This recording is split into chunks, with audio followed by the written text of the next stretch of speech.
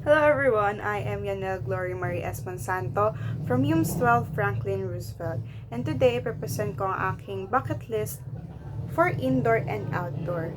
For indoor bucket list, nilagay ko yung kung paano mag-bake ng pastries. Kasi ako yung taong mahilig kumain ng cookies, ng brownies, cake, cupcakes. And kapag marunong ka rin kasing mag-bake, hindi mo na kailangan pumila sa mga cake stores. Lalo na kapag may mga special occasions tulad ng Christmas and New Year, talagang mahaba yung pipilahin mo, yung maghihintay ka, or baka maubusan ka pa ng flavor na cake na gusto mo. Pero pag marunong ka kasi mag-bake, ang kailangan mo na lang intindihin is yung ingredients na kailangan mo, tsaka yung procedure kung paano siya gagawin. Then, next naman is yung pagpe-play ng instrument na violin. Yung violin, yun yung instrument na talagang pangarap ko ever since maliit pa ako. And yung violin kasi, isa siya sa mga complex instrument. Hindi talaga siya madaling aralin or tugtugin tulad ng guitar, ng piano. Kaya, ayun. So, for my third naman is yung pagdodonate ng hair.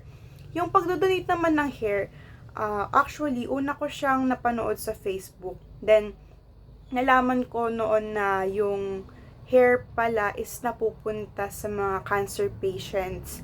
Then, dun ko na-realize na ako din gusto kong mag-donate ng hair para matulungan sila na ma-experience uli kung ano yung feeling ng may buhok.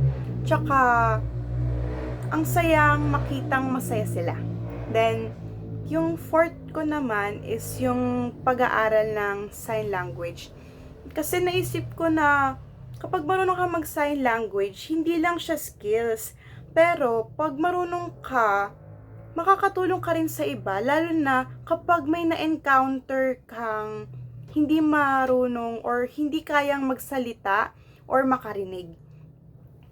Then, sa last naman sa indoor bucket list ko is yung pag-aaral ng language. Hindi ko pa sure kung anong specific, pero gusto ko siyang ma-experience or matutunan. Kasi, kapag marunong ka magsalita ng ibang language, hindi ka lang din nasa-stuck kasi sa English and Filipino na alam mo.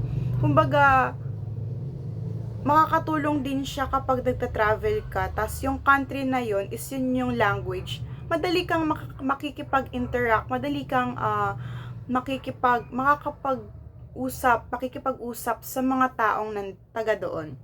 Then, for my outer bucket list naman, yung una is yung pagbabike. Kasi yung pagbabike, matagal ko na siyang hindi na-experience, kaya gusto ko ulit siyang ma-experience. Then, diving.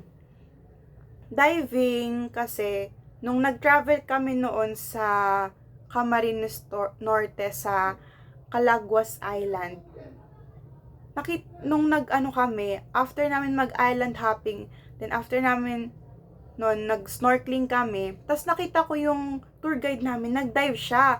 So, parang nung nakita ko yung tour guide namin, gusto ko siyang gawin, pero hindi ako marunong. So, ngayon, gusto ko siyang matutunan para in the near future na mag-travel uli kami, magdagat, tas may chance na mag-dive, may kakakayanin ko siya and makikita ko yung mga coral reefs, yung mga isda ng malapitan. For the third naman is yung pagta-travel sa new places.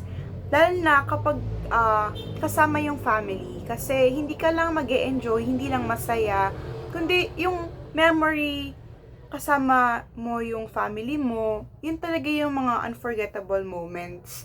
Then, yung fourth ko is yung Sinulog Festival.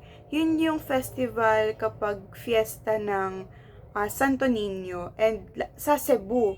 Gusto ko siyang ma-experience personally kasi based sa mga napapanood ko sa TikTok videos, masaya siya lalo na kapag nandun ka at ma-experience mo yung festival na yon. Then, for my last bucket list sa outdoor is yung Moriones Festival sa Marinduque. Kasi,